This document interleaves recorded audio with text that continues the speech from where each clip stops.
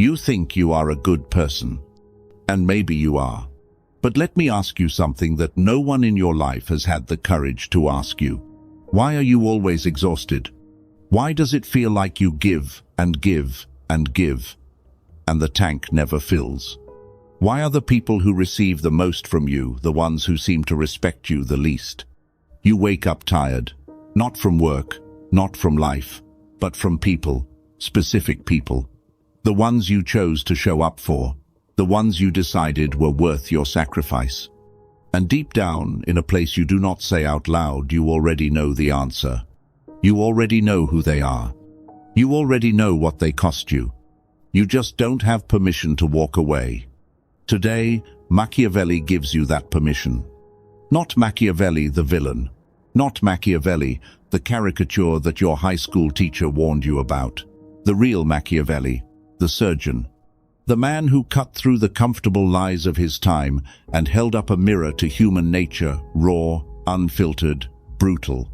He wrote for princes, but what he really wrote was a survival manual for anyone who refuses to be consumed by the people around them. And one of his darkest, most urgent warnings was this: the lion cannot protect himself from traps, and the fox cannot defend himself from wolves. One must therefore be a fox to recognize traps, and a lion to frighten wolves. You have been neither the fox nor the lion. You have been the prey. Today that changes.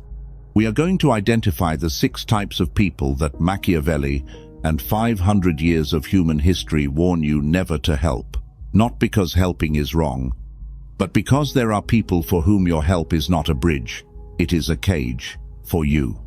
Some of these people love you, some of them hate you, some of them don't even know what they are. That doesn't matter.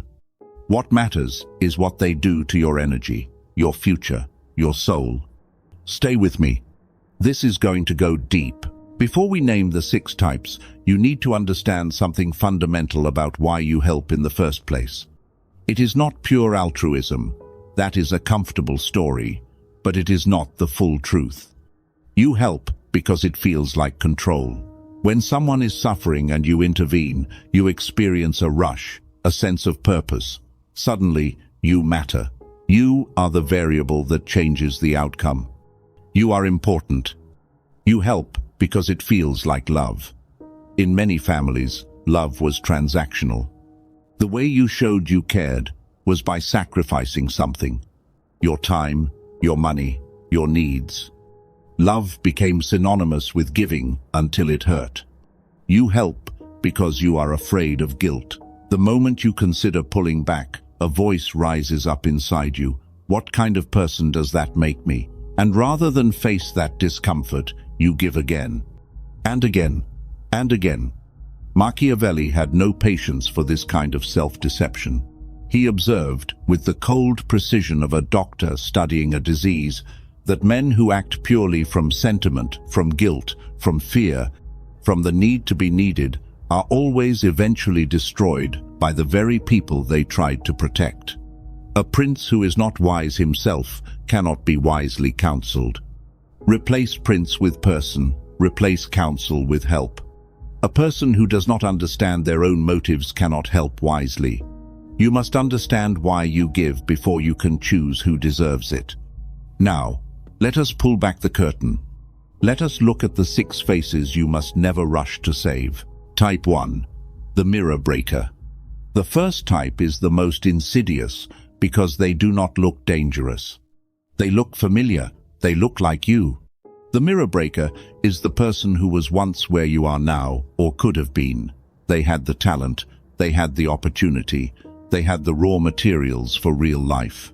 But somewhere along the way, they made choices, small ones at first, and then larger ones.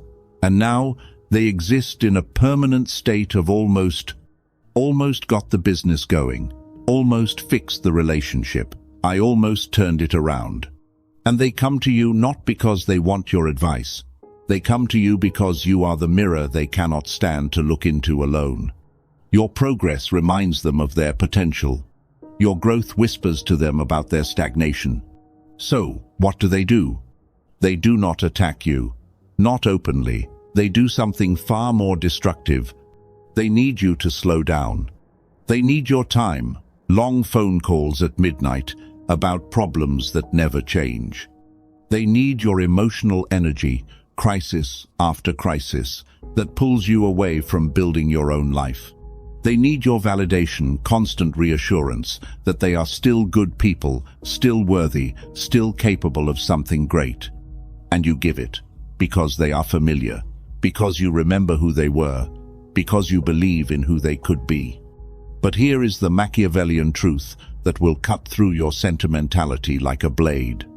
Who they could be is not your responsibility. Who you are becoming is. The mirror breaker does not want to be fixed. They want company in the unfixed state. Your presence beside them is not encouragement, it is permission. Permission to stay exactly where they are, because, at least, they have you.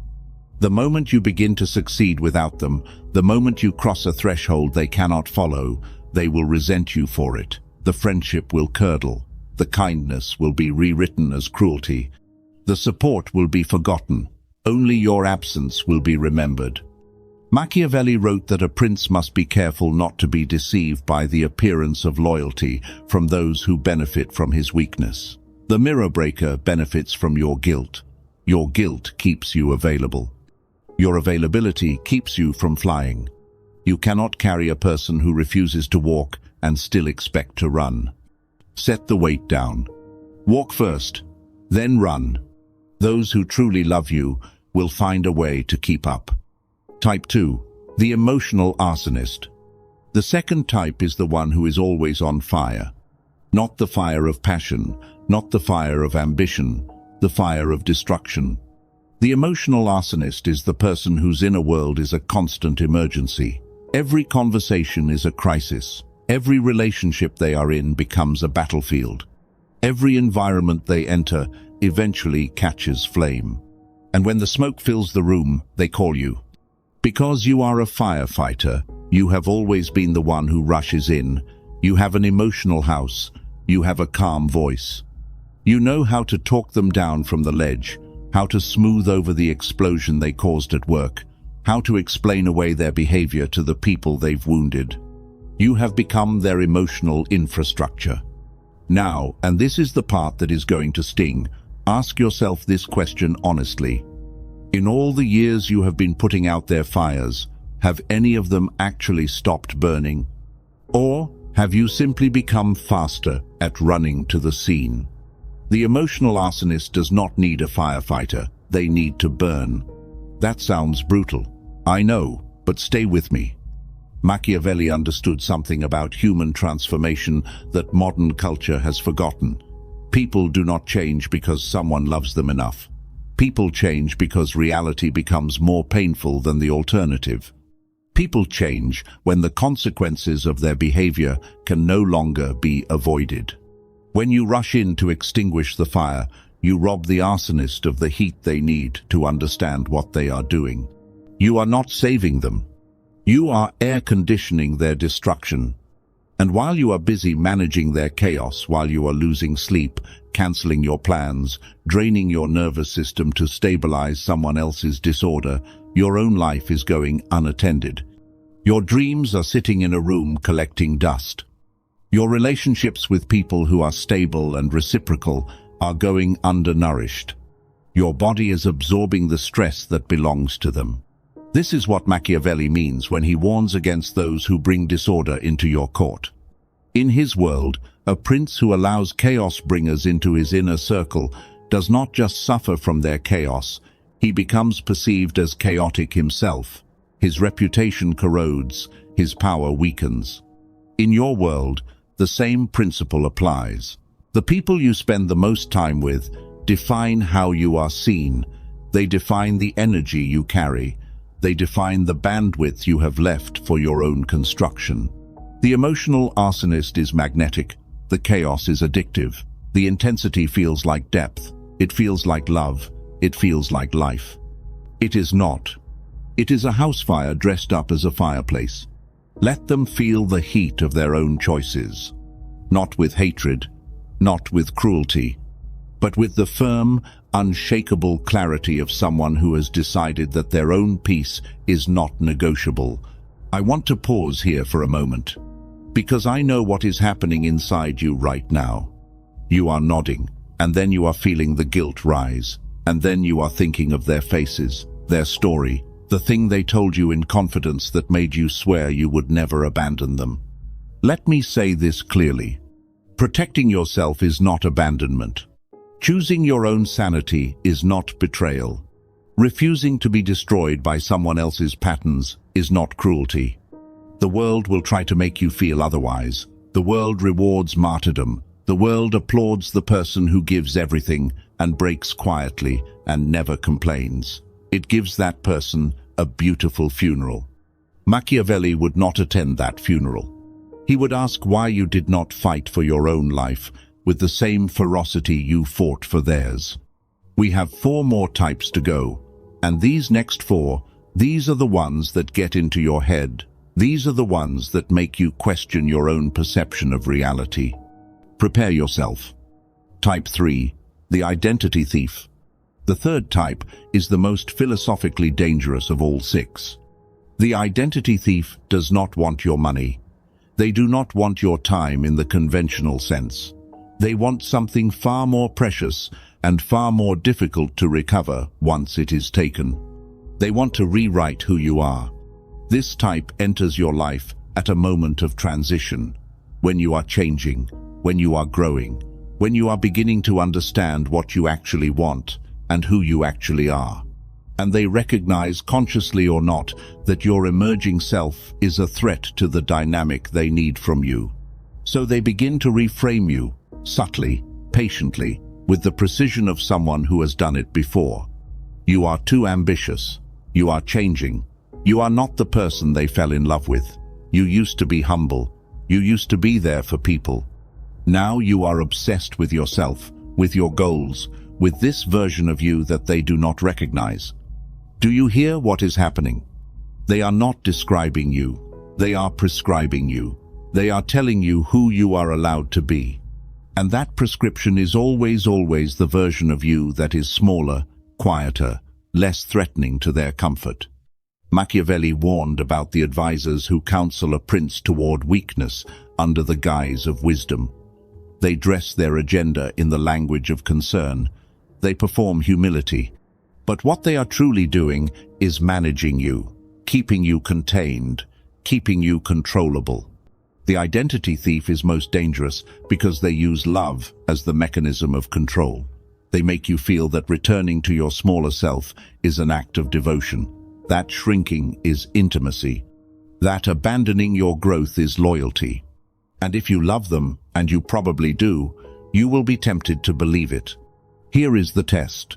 The clean Machiavellian test. Ask yourself, does this person celebrate my wins? Not tolerate them. Not endure them with a tight smile, celebrate them with the same energy they bring to my failures. If the answer is no, if your wins make them quiet or critical or suddenly concerned for you, then you are not in a relationship. You are in a cage, and it was built while you were sleeping. The identity thief cannot be helped because helping them would require you to first surrender the self they are trying to erase, and that is a price no amount of love is worth.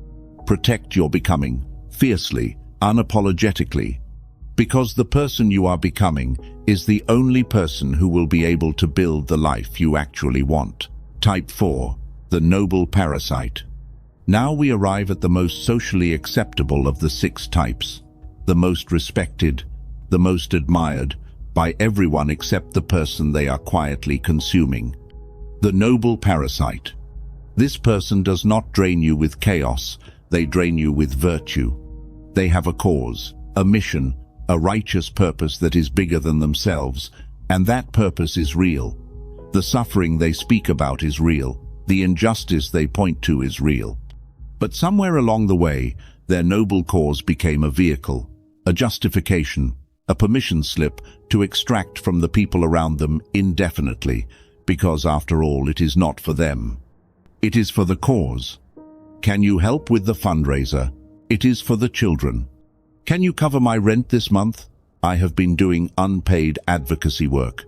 Can you give me more of your time? My mental health is suffering, and you are the only one who understands. And you give, because the cause is real, because the suffering is real, because saying no feels like saying you do not care about the thing they care about. But notice what you are not allowed to have in this dynamic. You are not allowed to have limits, because limits are selfishness. You are not allowed to have your own needs, because your needs are small compared to the cause. You are not allowed to question the giving, because to question is to reveal your own moral deficiency. Machiavelli, in his ruthless clarity, understood that idealism is one of the most effective weapons of manipulation, because it is nearly impossible to argue against. The person who wraps their demands in righteousness has weaponized your conscience. They have made your boundary into a moral failure. Let me be precise about something. There are people in this world who carry real causes with real integrity, who give more than they take, who would never use their mission to extract from you indefinitely. The noble parasite is not that person. The distinction is simple. The person of genuine integrity will respect your no. They will understand your limits. They will not make you feel like a traitor for having a life of your own. The noble parasite will make your no into a referendum on your character. They will make your limit into evidence of your selfishness. They will take your withdrawal personally, even when it has nothing to do with them. Because for them, the cause was never really separate from them. It was always just them, dressed up in something you could not refuse. Do not let virtue become a leash. Your generosity has limits, and those limits are not moral failures. They are the architecture of a life that lasts. Type 5, the comfortable catastrophist.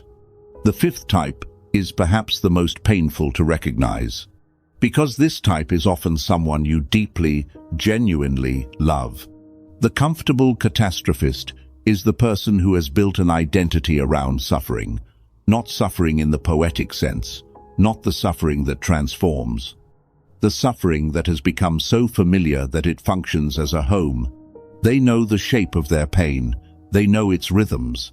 They know how to narrate it. They have the vocabulary of therapy, the language of trauma, the fluency of someone who has spent years in the intimate company of their own wounds. And they are not faking. That is what makes this so difficult. The pain is real. The wounds are real. The history that created them is real. But somewhere, and this is the thing they cannot hear without feeling attacked, somewhere along the way, the healing stopped and the suffering continued. Not because healing was impossible, but because suffering had become safe. Suffering has a predictable shape. Healing is terrifying and uncertain. Suffering generates compassion from the people around you. Healing requires you to become someone you have never been, in a landscape you do not recognize, without the map of your old story to guide you. So they stay, in the catastrophe, in the familiar dark. And they call you from inside it, and you go in after them, every time.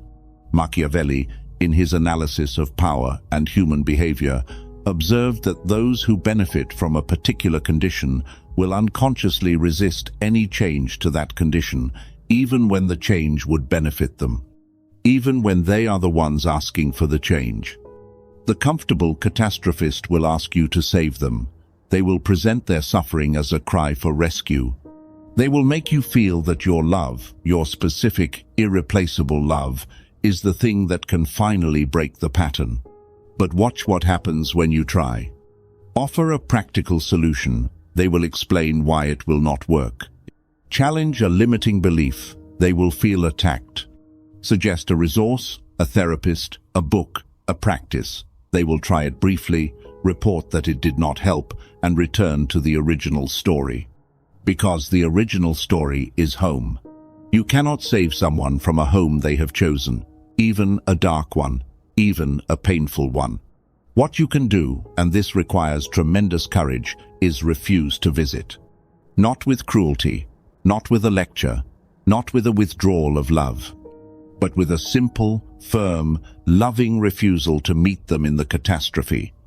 You can love someone without living inside their suffering. You can care for someone without becoming their therapist, their rescuer, their reason to stay broken. Real love sometimes looks like a closed door and an open window through which you show them what the outside looks like. Whether they climb through is their choice, not yours. Type 6. The debt collector. And now, the final type. The one that Machiavelli would have spoken of with the gravity of a man who had seen kingdoms fall. The debt collector. This is not a person who owes you money. This is something far more subtle and far more dangerous.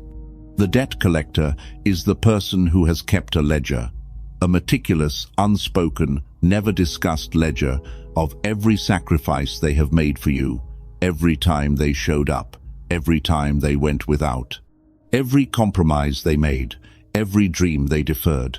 And they have decided, quietly, permanently, that you owe them. Not in a conversation, not in a negotiation, not in a moment where the terms were ever made clear.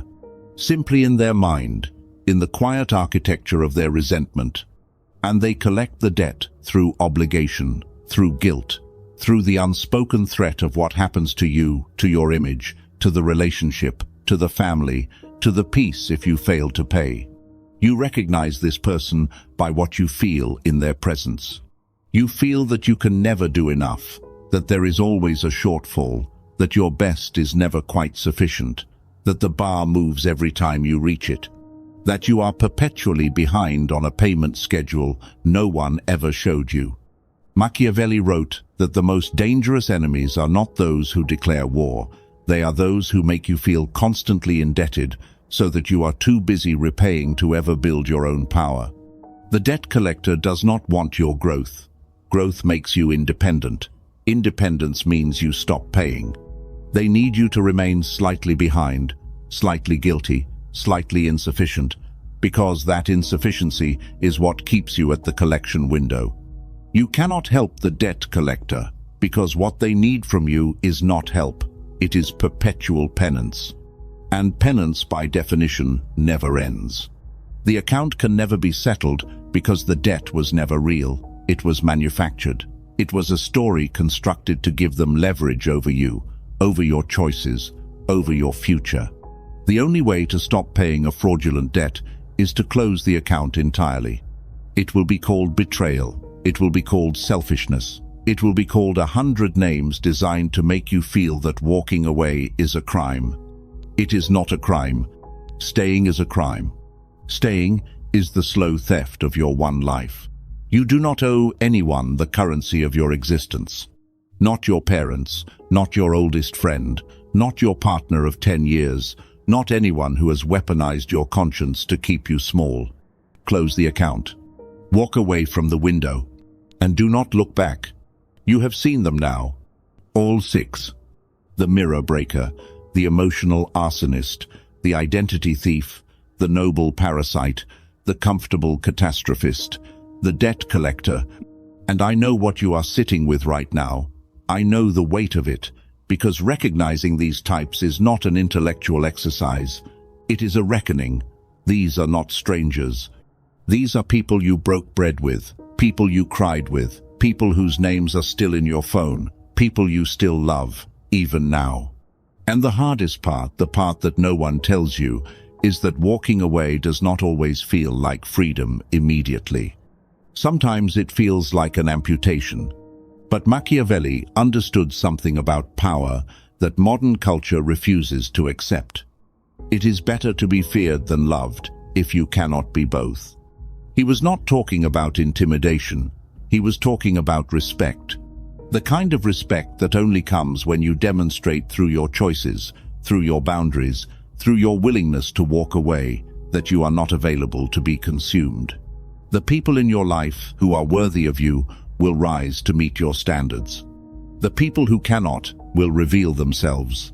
And that revelation, as painful as it is one of the greatest gifts a ruthless reality can give you. Because on the other side of this clearing, once you have set down the weight of the 6 types, something extraordinary happens. You get quiet, in a good way, in a clean way. The noise that has been living in your chest begins to dissipate. The low-grade anxiety that you had normalized as just how life feels begins to lift. You start to sleep differently, think differently, move through the world differently. You begin to build, not frantically, not in the desperate way of someone trying to outrun their own pain, but steadily, purposefully, from a foundation that is finally solid because it is finally yours. Machiavelli wrote for princes, but the principality he was ultimately describing was the self. The kingdom you are responsible for is you, your mind, your time, your energy, your future.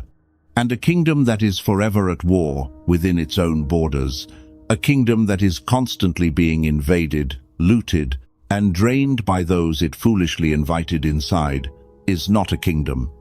It is a ruin. You are not a ruin. You are a kingdom that has not yet been properly defended.